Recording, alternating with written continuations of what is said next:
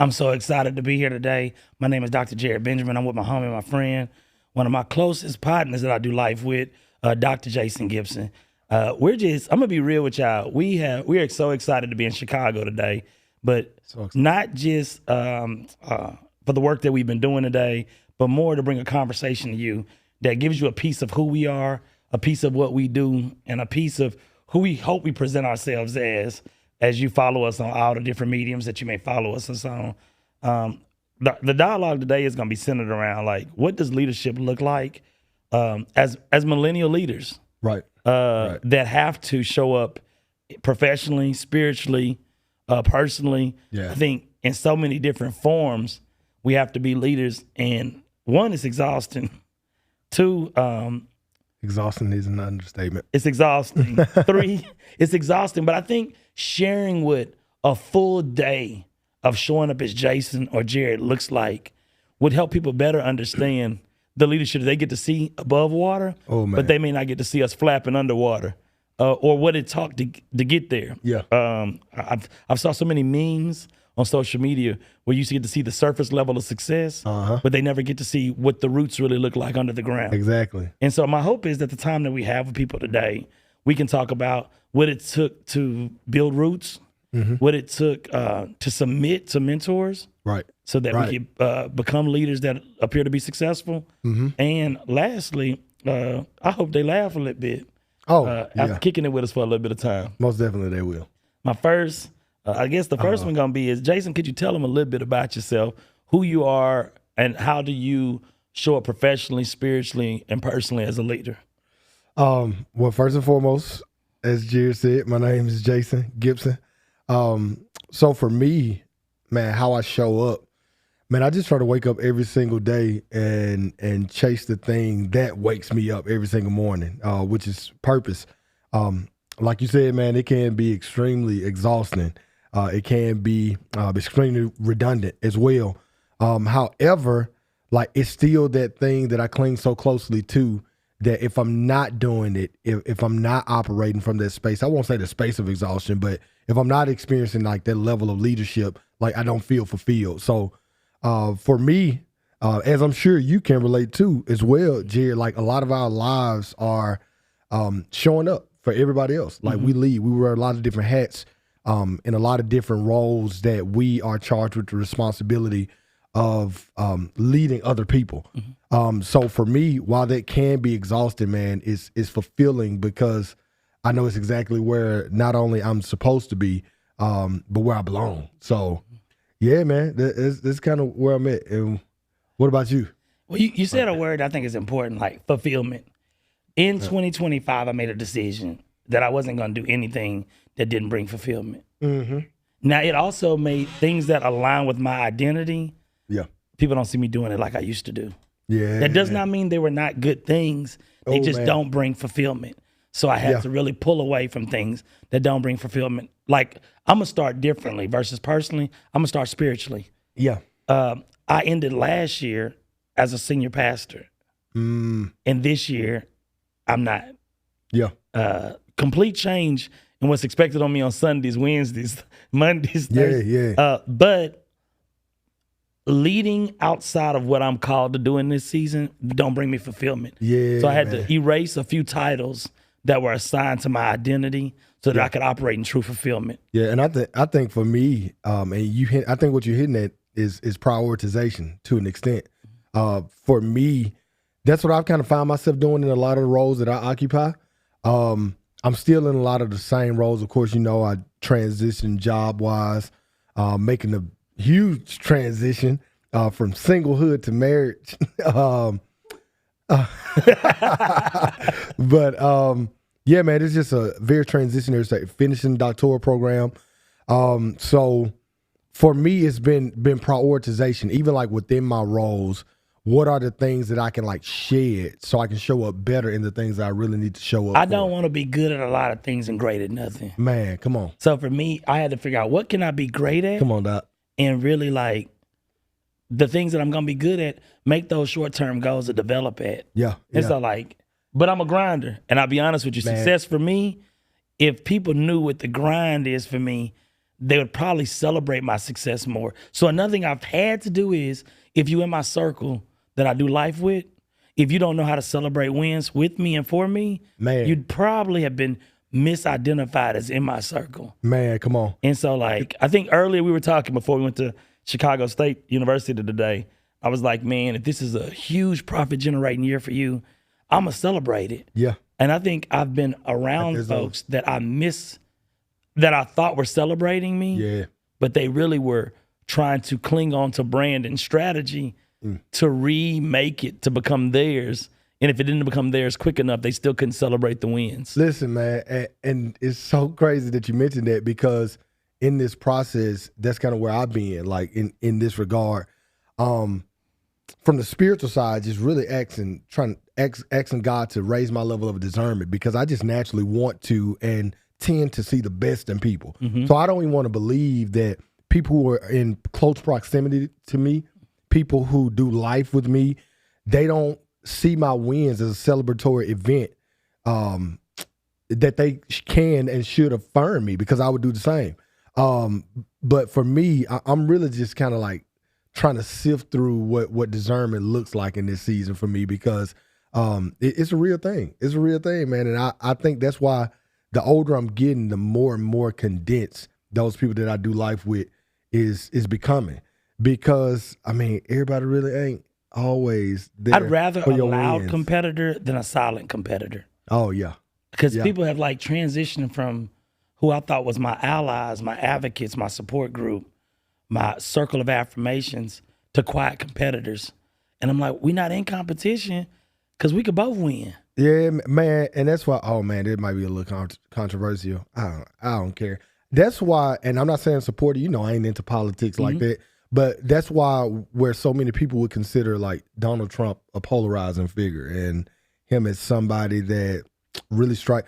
I've never had an issue with him, because he's always going to be 100% about how he feels, where he stands on certain things, and I'm like, well, I don't have to wonder. So. I mean, to your I get point, it, because like, he don't align with me morally. Yeah. But I know what to expect from him. Yeah, I know. I mean, I know exactly what to expect. So, I mean, it doesn't bother me, because to your point, like he's loud, like he's very domineering and very obvious about who he is, what he represents. So, I mean, I don't understand why people. I think it was Maya Angelou who said, "When people show you who they are, believe them."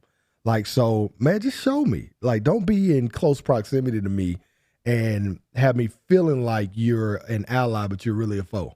Yeah. So. Or the ops. That's what the people say. Come on, yeah, that's what I gotta stay. You know, I gotta stay up on my lingo. Yeah, the ops. The ops. So I would offer to you in this season of your life, because what I've learned is what I define leadership as at 21. Now with me turning 21 in 2 days. I mean 41. Oh my God. 41. Okay, 41. 41 in 2 days. The 20-year definition of leadership has evolved for me. I think I started out, my career actually started out in the military. And then, I've had an HBCU experience. I've got my master's. I went and got my PhD. And leadership continuously has evolved. And so in this moment and season of your life, I need 3-pronged definition: personally, spiritually, and professionally. How are you viewing leadership? Personally, Yeah. spiritually, and professionally. Yeah. Personally, I view leadership as an opportunity to make someone else better. Spiritually, I view leadership as an opportunity to assist in the growth of somebody's soul. And professionally, all of them have something to do with growth, but it's just different elements of the person, the person or people that I'm leading that changes. And I think professionally, I view leadership as an opportunity to assist in someone's professional or academic growth. Yeah. But I think all of them are centered around growth. I think that's the making of a great leader. Like if this is somebody that I can be a subordinate to, or that I can work alongside, work under, and I become better in some element or aspect because of their tutelage, their guidance, I feel like ultimately that's what makes you a good leader. So I think that's my charge to myself. Anytime I'm given the responsibility to be over somebody or something, does this thing become better because it's in my hands? So I think that's where I am. You know, you gotta tell me yours too, because I mean, I know it's think- gonna be a whole lot more grandiose. No, man. I think for me, leadership in all three aspects is I want to push you out of your comfort. Ah, I need you to, for you comfort grow. and For me, it's gonna be push. Yes, I think if you're being effectively led, you have uncomfortable moments. oh yeah, I remember when you made the phone call and was like, Jarrod, I want to start consulting. I yeah. observed your work. I saw Yeah. you doing it, and I was like prepared to tell you no, yeah. because I was like, bro, I don't mentor to produce mediocrity. Right. I think the word I told you was I'm aggressive. He doesn't. Not at all. I mean, 3 a.m. But hold on, article let's unpack checks. it, though. I want you to write this and write you at 3 o'clock. But when I- Did you make your LinkedIn post at 4 o'clock in the morning? Like, Doc, I'm asleep. But when he did it, night. we need to tell the testimonial part. But when he did it, he exceeded his goal. Oh, come on, somebody. So it's Exceeded. not in the time. He'll do more. If I give you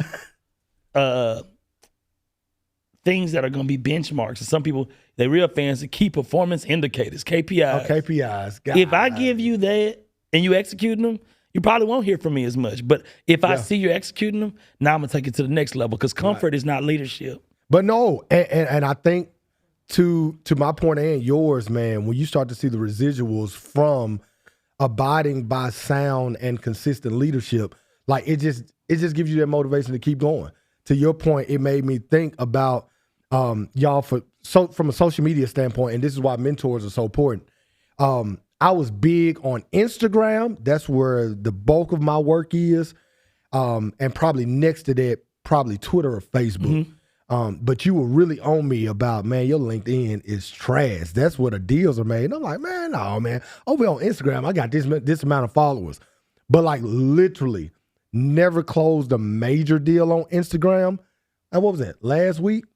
That I closed a deal? Just a post from another institution, a VP of enrollment management from another institution reached out. It was like, how can we book you for hours? And this just came from me adhering to wise counsel, sound tutelage, and going into and actually executing on the wisdom that you were conveying. So, man, I think that's one of the more important parts. Like, not only sound mentorship, but do you have the wherewithal, the discipline, and the capacity to actually be obedient and receptive to what it is that your mentors are giving you? So, man, that was a big one for me. Leadership,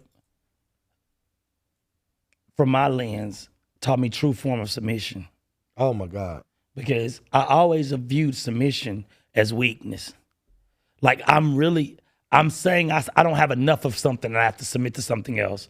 Then, of course, I grew up churchy. So hearing submission abused Oh, man. as a language. So 2 words, I ain't gonna lie. The churchy and me, these 2 words, for all my people that are churchy that follow me and follow Jason, submission and covering, if we could take them 2 out of vocabulary, we might be a better body. And so I say this to say, because those words have been abused, Have been so spiritually weaponized. and weaponized, Weaponized. when I hear submission, I cringe, not understanding that's also a part of leadership.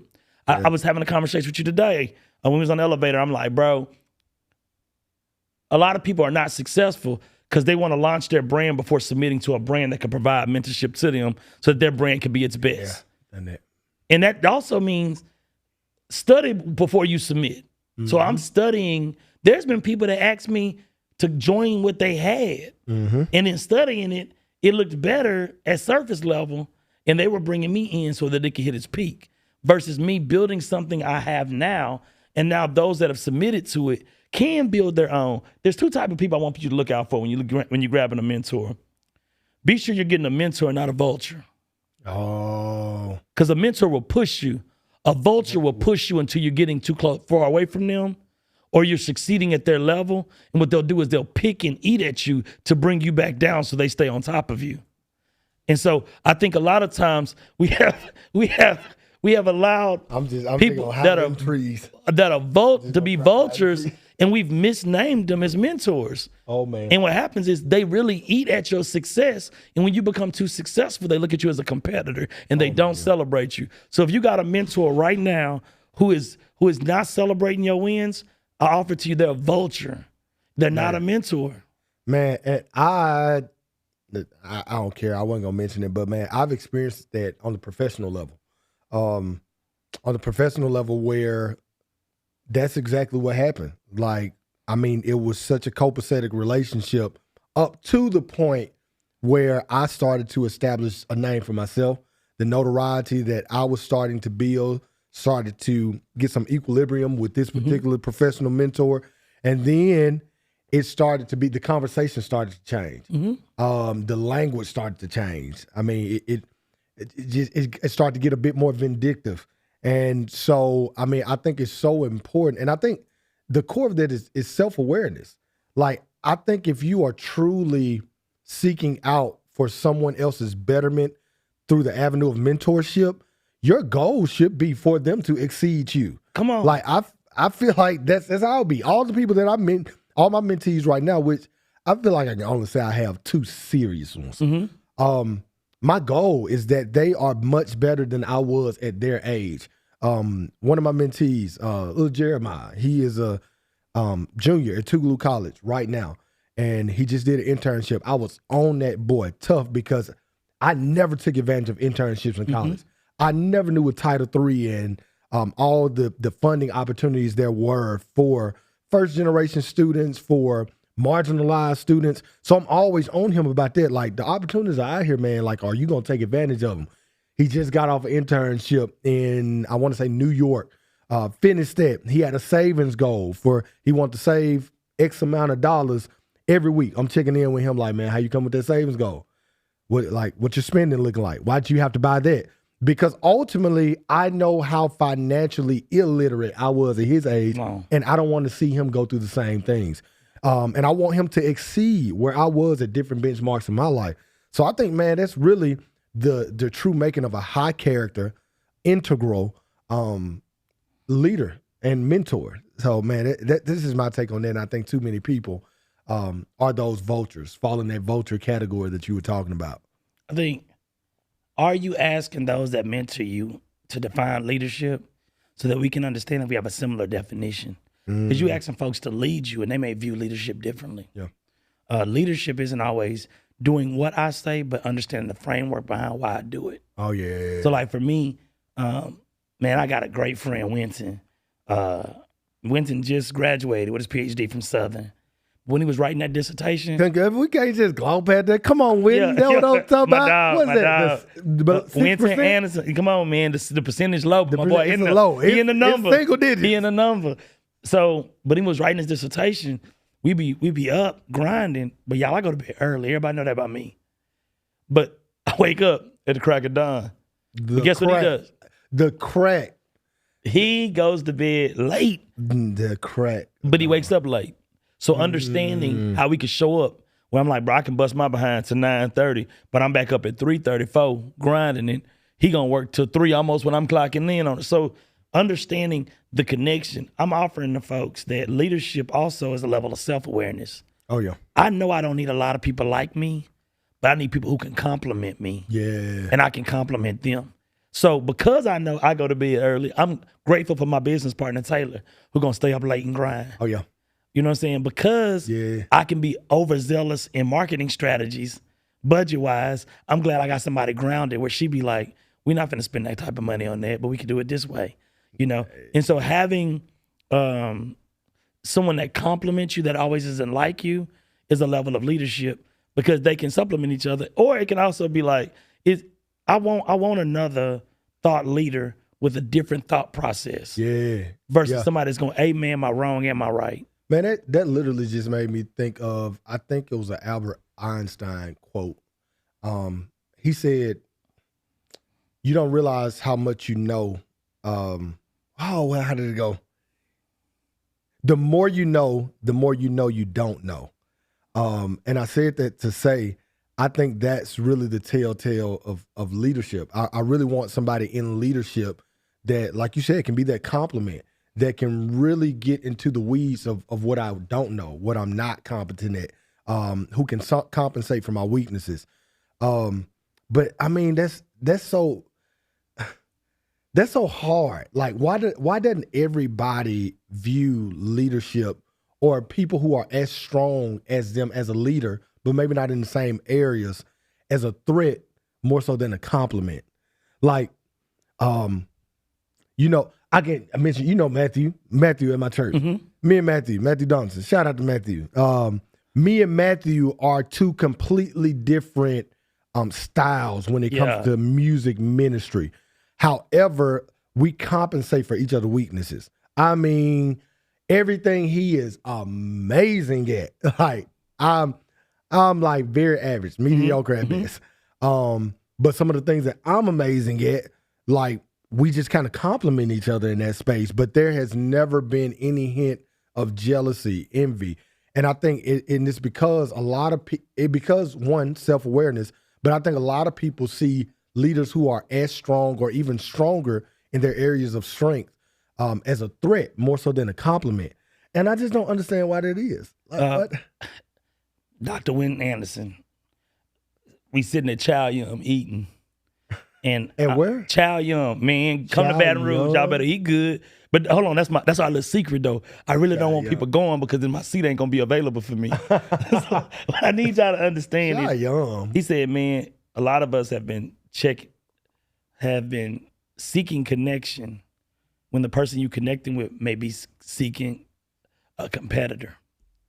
And you'll mistake connection for competition. And what happens is you thinking we connected and it's our strategy when they're strategizing, how can I get to the finish line quicker? And so in your mind, you telling this person everything you would tell somebody you're connected with. And they begin learning the blueprint of what makes you a leader. And that blueprint is sacred. And it should only be given for connection, not competition. Oh, man. So a blueprint for me is, I know the blueprint. I'm going to wake up at 5 a.m. and grind. I'm going to get more done before most people get done at 8. A blueprint for me is relationship. A lot of my opportunities is because I know how to maintain relationship. A lot of opportunity for me is going to be, I read and write. I have no issue with that. So I have a blueprint on how I get all that done. Now I share the blueprint, not realizing it wasn't about connection for you, it was about competition. Now the person that was supposed to be connected has now turned into the vulture that is racing me because they're competing with me. So check this out. That's in everywhere though. And that ain't just professional. That's happened spiritually too. No, man, what? So I don't like it. And I don't know how to say it better. Like, those people can mask themselves very well to seem like they're within your life for transformation when they're in your life for transaction. Oh my God. So tell me this, while we're harping on like this concept of leadership and mentorship, if I am, let's say I'm me, I'm either well into my profession, no matter where people are, what should I be looking for in a mentor, and how should I go about approaching them? And I think that's just like a very simplified way, because we throw around this mentorship thing very loosely, but I don't think people really know how to approach. Like, do I go on Indeed and look at it? Like, do I go on LinkedIn, just pick somebody and then DM them? Like, do I find somebody who is kind of like aligned with my professional ambition? Like, how do I go about finding that mentor, approaching them? Like, what should I be looking for in that person? A mentor should align with your long-term success. A mentor, really, every person that desires to be rooted in solid leadership framework, solid leadership need 3 things: a mentor, a coach, and a sponsor. A mentor should align with what you see yourself as a long-term success story. So when I look at mentors, spiritually, I look at Bishop Darrell Hines for myself. He has wherewithal in ministry. Professionally, when I look at a mentor, I start looking, man, professionally, I got a list. So I'm going to go personally first. Personally, I'll be honest with you. One of my long-term mentors for past was my grandfather, because that was what I had as whole relationship success. For me, success was never finances. The success was life partnership. Seeing him and my grandmom. That's good. And I really believe they did argue. I just don't know where they did it at, because they never did it in front of us. And I was thinking, man, both sets of my grandparents, though, not just one side. My grandfather on my dad's side would get up at 5 a.m. He owned a street sweeper. Well, he had the Walmart. We in a small town. Walmart, the grocery store, and he would sweep the ride in the truck that sweeps the trash in the parking lots. I feel like I should know what a street sweeper It's is. the thing Am I you too get young? in. No, no. You probably seen them and Was you that know in what a they rap were. song? No, I don't think it's that kind of street Yeah, it sweeper. was. No, That no, sounded no. like more like a gun that's spraying. No. No, a street sweeper. That is was in the- somebody's song. I think Nelly had a song. I don't even think he's street sweeping like that. I think Street they sweeping the street. Okay, all right, No, my bad. this is like a vehicle you get in that got the brush like a sweep. You ever been to a parade and you see the people cleaning up the parade? Yes. That's a street sweeper. Got it. So Grandpa owned one of them and he had the parking lot, but he also was a bail bondsman. So I never saw Grandma wondering. She was so secure in their relationship. If he got up at 11 o'clock at night to bond somebody out, she didn't think where else will he go. So seeing that level of security in their relationship became a desire, what I looked at as personal success. I know. And so he's still trying to figure out street sweeper, y'all. No. And so, No. if you do an old Nelly song, I'm turning this off. Oh, no, I was really trying to. I'm telling you, that is in somebody's song. And now that's it's success. in my mind. Professional mentorship, definitely. Somebody who looks, then a coach, short term. If you say, hey, man, I want to land this opportunity, can I tell him where you're working at coming up or no? Sure. Okay. He left Tougaloo College to go to Alcorn State University. Mm-hmm. And so in getting there, Jason applied. Jason contacted me. He said, man, my application didn't move. I gave him some suggestions. In that moment, I wasn't acting as his mentor. I'm his mentor, but I was acting as his coach because I knew he had a short-term destination to get hired there before the next academic year. Yep. So your coach is somebody who gets those short-term victories for you. Right. Then lastly is your sponsor. They increase your visibility by expanding their network to you. So while I've been your mentor, I'd offer to you, there's been opportunities you've got because I enhanced your visibility by bringing you into my network. So I would offer to you, one person can be all three, but you need all three. Yeah. You need a mentor, a coach, and a sponsor. We've been so loosely saying we got mentors that are really coaches. Coaches. Yeah. Mentors that are really neither of the three. We've been calling mentors and they've been vultures. It's important that you recognize you got a mentor. Tell me this. Is it safe to say that if somebody's going to operate in the capacity of one sponsor, they will have to at some point be a coach or a mentor? I think you could be neither of the two and be a sponsor. A sponsor just means I'm willing to put my credibility on the line for you. So I can know something about you and tell you, I don't align being your sponsor, but give me your resume. I know who hands to put it in. Yeah. That's sponsorship. Yeah. A sponsor is somebody saying, hey, man, Jason, I saw Jarrod on a podcast with you. I want to bring him on mine. You think he'll bring the sauce? And then you like, yeah, you're not my mentor. Absolutely. But you sponsored me by enhancing visibility. Leadership without those three components is not leadership, it's likership. You're just hoping that you liked in spaces that you sit in.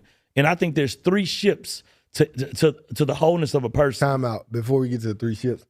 How you just gonna like spit that bar like not leadership but lifership? Well, likership. People just want to be liked. God. And so they lean in on likership, and because they feel like they're a leader. There's a lot of folks. I feel like there was like a Selah moment. Like you gotta pause and let it marinate. Okay, well, pause. And You got likership. Shh. All right, they got it. They got it. Go ahead. So you either gonna have likership, leadership, or situationship.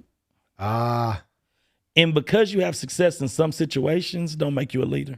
It just means you leaned in on situationship. I love how you contextualizing this, like, or placing this in the framework of professionalism. Because when I hear situationship, my mind immediately goes to what Jada Pinkett said, entanglement. Entanglement. Yeah. Situationship means I got a side piece. When you said situationship, my mind was like, oh, I know what one of them is. Nah, man, a situationship is you had one situation that was in your favor and you thought it defined your leadership. There is truth in, man, I never forget, man, when I was learning how to play the organ, one day I got on that boy and I made that thing talk, but I wasn't good yet. Yeah. That situation, though, had me thinking I could just jump on any track. I learned real short. I saw what good looked like. All right, we gonna shout out. Good is Marcus Singleton. Oh yeah, Marcus Singleton. That's good. That's good. That boy, like the pope said, that boy good. Yeah. Now, so you can have moments of success, and that don't define you as a leader. It don't define leadership. It's just that situationship had you really succeeding in the moment. Right. But if it's not something you can repeat because it's a framework, it's not leadership. It's just a situationship that you won in. And you got to leave people got a lot of one-time wins, and now they believe they're leaders. So who? I mean, tell me again. Who would you consider that mentor in your life, or how did you go? I mean, not who is that person, but how did you go about pursuing them? Was it organic? Because I believe our relationship was very organic. It just Dr. Emmanuel Lalonde works at Columbia College Chicago, but why I accepted his mentorship was not because he had the professional caliber I had. He also had a kindred spirit. We have similar faith beliefs. We don't always have similar political beliefs. Yeah. But I love that we can have contingent conversation that doesn't compromise friendship. He's an amazing family. I often tell him, man, his family dynamic is a goal that I do have. Yeah. And so seeing him balance all of it and then show up professionally made me say, hey, man, can you be my mentor? Right. But let me tell you how great mentorship really works. If it's good mentorship, the mentor will become the mentee in certain areas of life. So Dr. Kim Kareem Finch is my mentor. But there's been things she's called me and said, now that you have the expertise, son, mentor me through this. A true mentor don't mind humbling themselves to say, yeah, man. I get it from you all the time. You'll text me, why would you make that post at 3 a.m? Yeah. I'm like, bro, because I need to get it out my phone. You're like, Jarrod, the algorithm will never be in your favor. Why didn't you wait to make it when people woke up? I'm like, I don't know. And you like, bro, if you just, Jarrod, why don't you go live more? Why don't you give them more of you? Yeah. So what did I decide to do? I was playing golf a couple weeks ago. I went out there to the driving range before I got on the course, and I set my phone up, and it catch me swinging the club. I ain't said a word. Just catch me swinging the club. Nothing. I get more likes off of that than I get off a picture. So I'm like, these folks really like to see the personality. They want to see the personality. Yeah, so I'm going to tell you, y'all don't want my personality. Y'all got to know I'm a fool. And you don't want Jason driving because he drive horrible. Bruh. I had to throw that in there. Did we die? But we got here by the grace. Y'all don't understand. That rental car, I'd about stabbed my foot through it. You got to understand, like, the oil is on me. That ain't got nothing to do with the spirit. The boy can't drive. It's on me. So no matter how I drive, like, I'm protected from danger seen and he ain't protected from the police. So I was in the car when he got a ticket. Did you see that police when I ran that red light and did not come get me? I didn't see the red light. I did see the red light. And I was in the middle of the street. So why stop and hold oncoming traffic? Off topic, this is the only city I've been in with Jason and a car got towed before. I just thought I would mention that as a fun fact. Hold on, what? This is the only city I've been in where I've had a vehicle towed. And I want to say you to blame. We got it. No, we got to. And it was in Chicago. We got to go there because we can integrate mentorship into this as well. You didn't tell me to move from that. No, spot. The sign. You were certain that was the spot. You did spot. say that is kind of a good example because he did warn me from. But I mean, I turned the deaf ear to, the. While you've grown as a leader, Jason. While you've grown as a leader, what are 2 things you wish you would have listened to earlier in life that would have saved you? Ooh. Not that you are not a leader now, but would have got you to where you're at quicker if you would have listened differently. What are 2 things you wish you would have heard, applied in the moment versus applied through trial and error? Man, the first one that comes to mind is comparison or not falling victim to comparison. Because definitely fresh out of undergrad, like I don't know if you remember on social media, and it's still prevalent now, but on social media, that entrepreneurship thing was like in your face. All the motivational speakers are talking about, pursue your dream and leave your own life. And even, we're seeing everybody's highlight reel. So you even see in classmates and things like that. So, I mean, I think that's one of the things that I wish that I wouldn't have fallen victim to comparison early on. Mm-hmm. I think that's one of the things. What did it cause? Huh? Falling victim to comparison, what did it cause? Oh, man. It costs. Oh, I heard this. I said, what did it cause? And you immediately said it cost. So now we get it. No. What did it but cause? That's the same thing, though. Oh, yeah, yeah. What did it cause? It sounded like it caused you to spin a bag. Yeah. No, it cost me a lot of financial struggle. I mean, lawsuits. I wouldn't say wasted times because I've gotten to the place in my life where I really don't believe in failures. Like I believe in failures, but it's like perspective. Perspective is key. Like how I view failure now. Like I don't look at it as a failure. Like if I don't meet a benchmark or if I lose out big financially or morally, I don't know, whatever Lee. I just look at it, and I think Tyler Perry said it this way. I just look at it as a wall in a maze that causes me to go another direction. And good. Eventually I'll just end up wherever I need to be. So I don't regret them, but man, comparison is one of them. I think another one that I wish I had learned early on.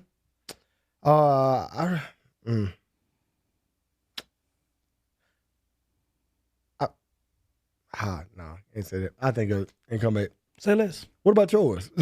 I allowed a lot of people to connect to the brand of me that were not for me. Connect to the brand of you. They were attracted to things that build the brand of Jarrod, but were not attracted to me. That ain't just relationship. That's personal friendship. So I had to learn, like, I'm a giver. Yeah, man, what? And so I always thought a giver could only thrive connected to other givers. I'm sorry, takers. Givers require takers, I thought. Yeah. What I've learned is I have to be attracted in friendship, relationship, partnership, business with other givers because you won't understand my style of leadership. Yeah. The other thing I think I could have done better as a leader, the 5 love languages, the small book that came out. Oh, absolutely. I read it back and front, and I limited myself to 5 love languages when I learned none of the 5 are me. I love through provision and protection. So that showed I'm a giver still. Part 2. And so what I kept trying to do is categorize myself in what's published, and it took me getting a doctorate degree to learn that every publication is just an open door for future publication. So are you going I don't know about all that. I ain't no therapist. I ain't gonna be able to tell people how to be in love. Peer-reviewed journal on 5 love languages. I just think it's important that you recognize just because it's in a book don't mean you gotta compartmentalize you into those spaces. Oh my God. And I was trying to compartmentalize myself and say, this is why my leadership is this, why my leadership is that. And what I ended up learning is my biggest competition is my yesterday. My biggest competition is my yesterday. Yeah. I am my biggest competition. Not the competitor that on social media got more likes than me. Not the person that I'm looking at saying, can I do it better? My biggest competition on today is August 3rd. Because today is August 4th. And the reason I say that is because if I can do better than yesterday, I'm improving. Right. And I really had to learn that, man. And I think I have made similar mistakes that cost me a huge financial upset. It cost me a lot of money. But I was having a conversation with a friend, and she was allowing me to unpack some mistakes I've made in the past. And then we parked in the conversation by saying, I don't care what it cost me, because my biggest lessons always cost tuition. Man, oh my God. And so that was a tuition payment. It was not a loss. And from the tuition, I gained some of my best lessons. Oh my God. Every lesson costs tuition. Yeah. So tuition may be financial. It may be time. Time is non-refundable. Man. It may be time. It may be headache. But I promise you, from everything that I've done that some would call a mistake, those are lessons that have made a better version of me. Way better version. Man, bro. I'm just trying to sit here like and think, because I don't think I'm as far removed from. It's like I'm in that stage in my life where I'm repairing now. Like I've learned so much, but it's like every single time, man, I think I look back and I see the why behind the adversity, or the why behind like the struggle or the failure or whatever you want to call it. And every single time, like as I get older, I really start to see the value and why I had to go through whatever I had to go through. And even looking back, man, it just makes me think about the importance of journey. Like, Your journey ain't my journey. My journey ain't nobody else's journey. But I think people's inability to embrace their journey will ultimately lead them to that pass or fail.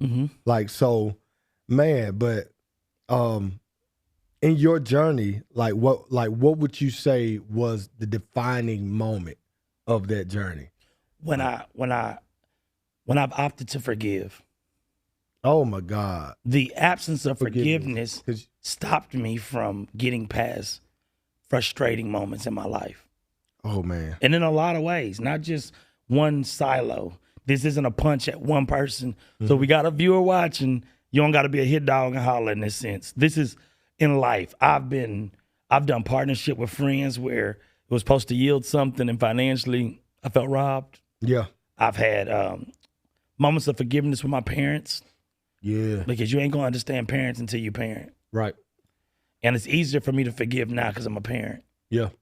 I've had moments of most recently, man, the pain of cycles of life. I've lost 2 back-to-back grandparents. Yeah. And an uncle that was like a paran to me. And so understanding, I was mad they died. Like, mad with them. Like, why would you, you got the nerve to die? Like, right. But understanding forgiveness, relationships that failed, understanding I don't have to be mad. Right. So really, when I operated in the gift of forgiveness, man, my peace came naturally.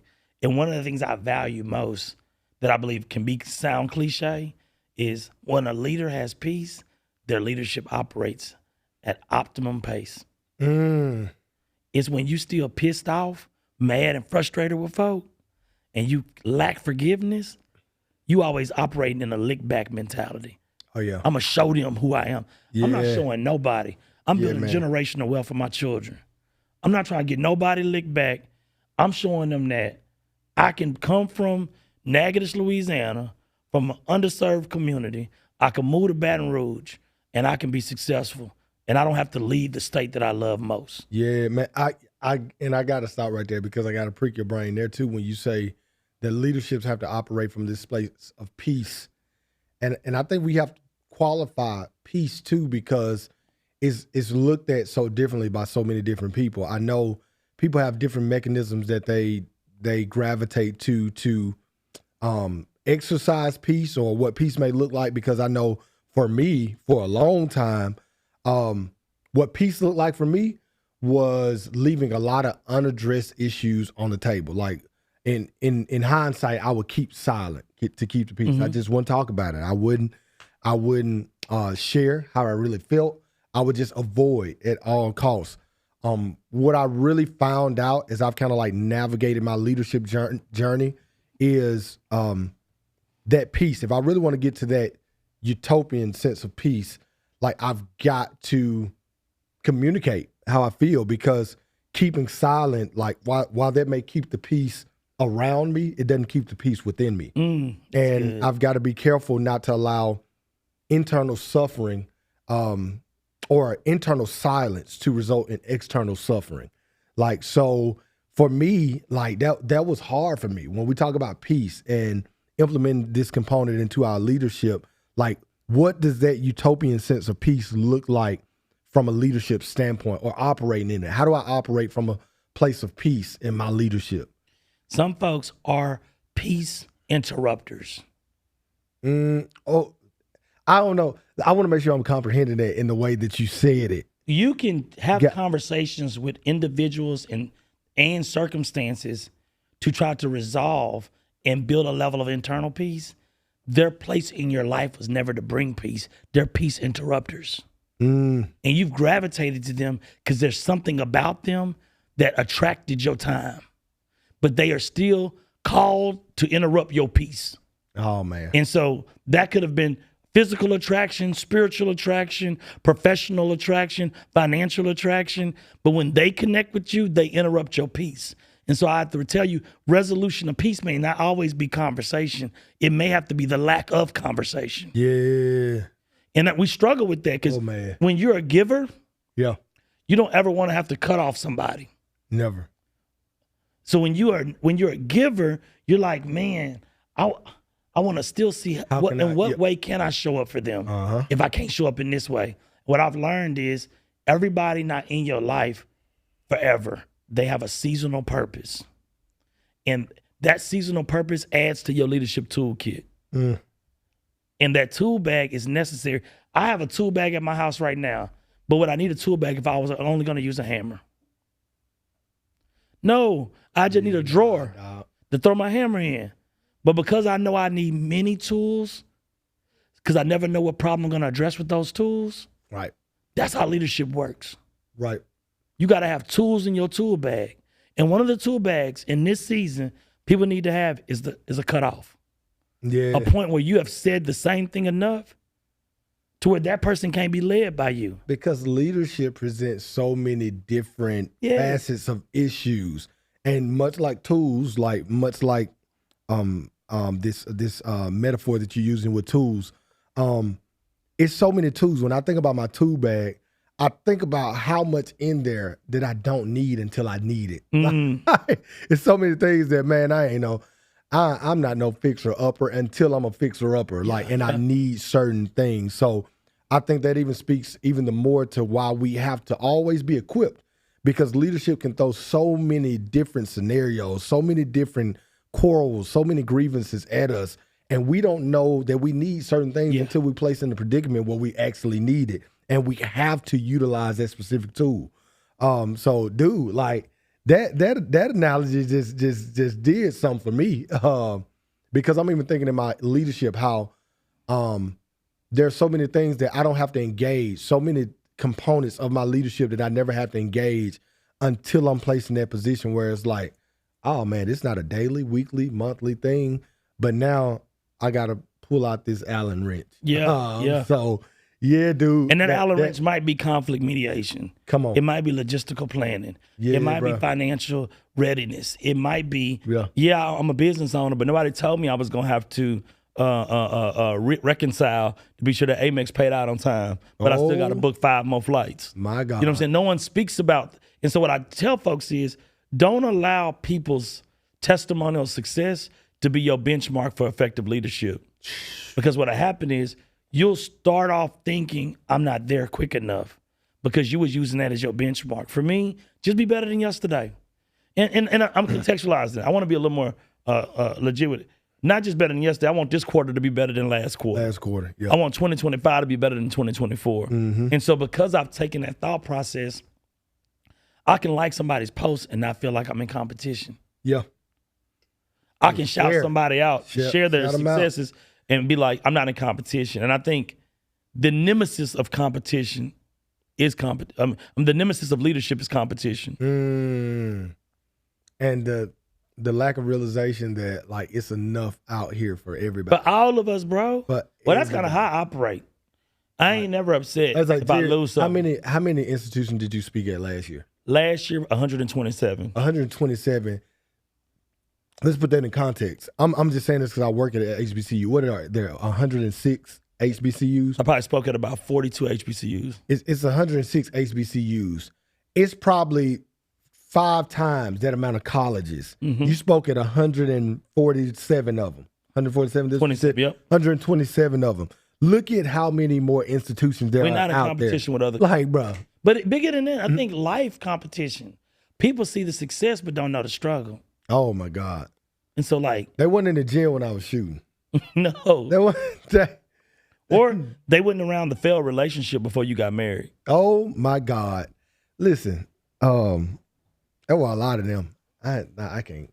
No. I'm just saying they wasn't. So now to see you getting married. They wouldn't. They ain't going to necessarily know that you had a lot of failures before that happened. Yeah. Not failures as people, but failures as the relationship didn't succeed. But it wasn't for you to succeed, because what they did teach you is what you could put in your tool bag you brought to this relationship to be a better Jason. Come on, man. And that's what I think people need to get into. Like, don't look at me above water and not know I'm underwater. My legs are just kicking to stay afloat. And so that's the true test of success. Now, the killer part about it for me has been, as a leader, how do I model this so other folks can be great followers as I lead them. And then eventually they have their own tribe they lead. Yeah. You know, just trying to be sure I model it. And I model it, some days I have to model it in a way where if I was going to get my lick back, there's quite a few folks I could name. But what I've showed my mentees is you don't have to get your lick back. Favor ain't fair, and I'm still eating. Yeah. So I didn't have to go back and get that person and be like, look, they time, let them get it how they get it. And you get yours how you get it. Leadership means moving focused on what's yours and not focused on what somebody else has. Because I cannot walk if I'm looking back. Man. That's for me. You know, I can't walk if I'm looking back. So set goals. That's why the windshield is bigger than the rear view. What's in front of you is much bigger than what's behind you. That's good, man. Like, That's good. It's like, bruh, if we just stay focused on what's ahead and capitalize on what was behind, like, bro, it can just make for that much better of a leadership experience as we're navigating this space that all of us are in. Because I firmly believe everybody is a leader to some extent. You lead something.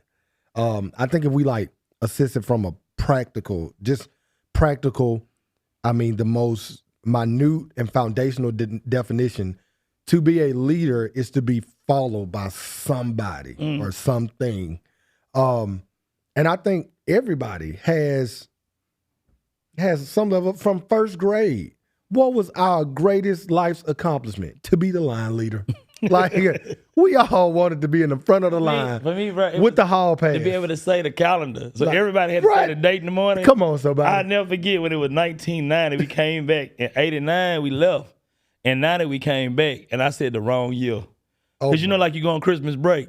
So I was like, it's January 4th, 1989. They were like, it's 1990. I was like, I've been waiting all year to say the date. And now I got it wrong. Yeah. I was mad. Yeah, all year. Because they rotate who get to say the date. But I was hot. Every time I drive past that elementary school, I be thinking about how I got played on that date. Yep, I don't like it. I don't like it. Two things, man. We coming to the end. What's two things in the realm of leadership that you want to leave with those that watch this? What can they do to be better?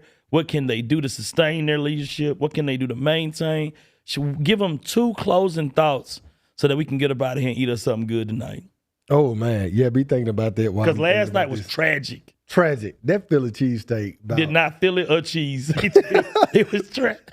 Y'all, if you're going to rob a bank, don't go with Jason. Because we ate at the Hilton bar, and I'm like, let's get Philly cheesesteak. I said, bro, this thing is so bad.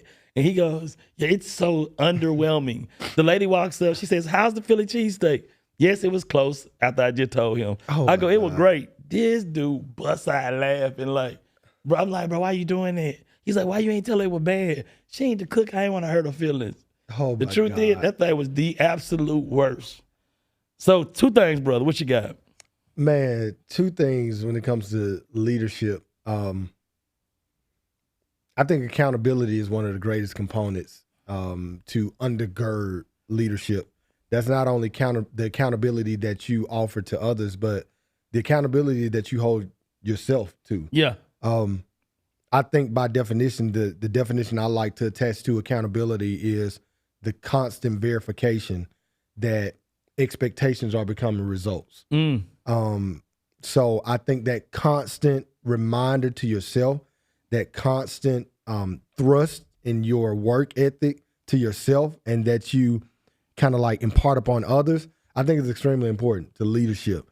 Like, there needs to be a constant cycle of verifying that these expectations you have, they're becoming results and not just staying at the level of expectation. I think that's one of the things. And man, one of the things that I'm starting to value more in leadership is empathy. I mean, you talk about this all the time, the difference between sympathy and empathy. Sympathy meaning I see you, empathy meaning I understand you. I don't think that there's a textbook definition as to how we can better understand the people that we lead and understand ourselves for that matter. I think it comes through consistent communication, doing life with, kind of really figuring out how you can better lead, be a better leader and follower. So for me, I'm learning how to be a better leader as an empath with empathy. and how can I better understand the people who have been entrusted to my leadership, because I think that adds like another level and layer of value to how I can show up for them. Good. So that's me. You gotta give me your two. Your two. Vulnerability. Oh yeah, man. Just really owning who you are at the stage you're at. Yeah. And be vulnerable and knowing you ain't gonna be an expert quick. You ain't gonna be great quick. We need people on the team that's still good, not great yet. I think that's important. Vulnerability. Maybe the last one would be this stage of my leadership, I'm outcome driven. Outcome driven. Yeah. If it's not gonna produce the outcome, I won't even start the process. I got. So I built all of my goals, outcome, objective, task. Not task, objective, outcome. So from the outcome, how do I map it to objectives that map to the task that can get it done? So if the outcome this year is revenue generating, or if the outcome is to touch more lives, what things do I have to do to touch more lives? And what's the key task I can implement as a leader to touch more lives? So some of my objectives are, I have to market better. I have to be a little more intentional on social media. I got to be a little more intentional coming on podcasts with other thought leaders I do life with. Yeah. I got to be more intentional in ensuring that I'm saturated with mentors and not vultures. Yeah. I got to protect my peace.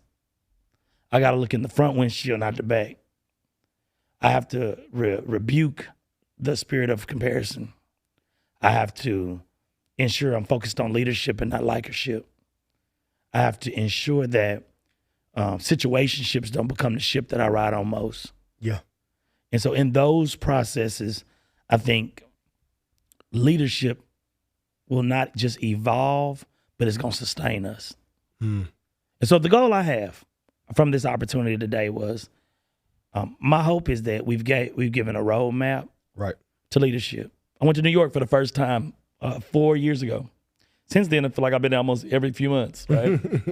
Man, and for my friends that live in Manhattan, New York City, first of all, that was my first time riding the subway. I'm from Louisiana. Are the rats really like big, got me nervous. Train coming, rats going everywhere, right? Oh. And so I'm gonna be honest with you, I kind of chickened out, like, and in the fact that I'm a Southern man, I speak. So all I know is like, how you doing, Tom? How you doing, Jason? And I'm expecting you gonna say at least what's up. We don't really care if you're doing all right. It's just our greeting. How you doing? No, you know, down. We don't wait for you to say how you doing. We just be like, bro, how you doing? And they speak back. And so I got on that train and was like, yo, what's up? How you doing? My friend from New York, like, you don't speak on the train. These people are not nice. And I learned that in that moment, right? And so I get on the train. She says, Jarrod, I got to make one stop, but I'll meet you there. We go to one of them hot pot restaurants where you put the raw meat and stuff in the pot. And then, it's pretty dope. Oh, yeah. You're just going to smell like your food for the night. And so I get to the restaurant and she walks up about a minute after me. And I'm like, she's telling me the different letter. I got on the G train or the H train or whatever. And I'm listening to her like, that don't make a lot of sense to a Southern man. We don't have that level of public transportation. But what it taught me is we got on different trains, took different paths, but the journey took us to the same destination.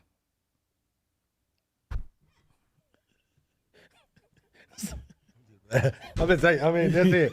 All right, ladies and gentlemen, that'll conclude I'm just saying that's the drop mic moment. So I need folks to not worry about it. They're on the same ride with the people.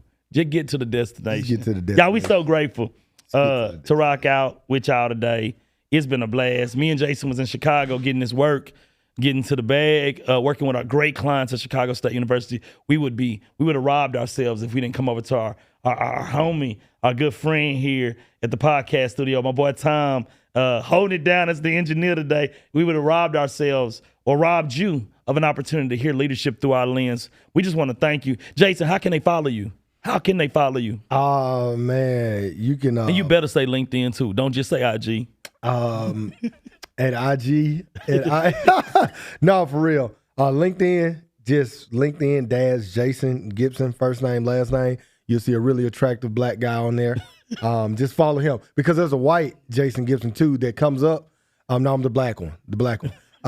And then my social media handles are the same on Instagram, TikTok, Twitter, all those. I am Jason Gibson. So I am my first name, my last name. You can follow me now. Awesome. Y'all know how to find me. Jarrod.speaks on IG. Jarrod Benjamin on LinkedIn. Y'all hit us up. We want to hear how this was a benefit to you. We hope this episode drop. Can we drop it on my birthday? August 6th. Absolutely. We dropping this on my birthday. This is going to be the birthday gift that gives to y'all. Thank you. It's been a blessing. We appreciate y'all so much.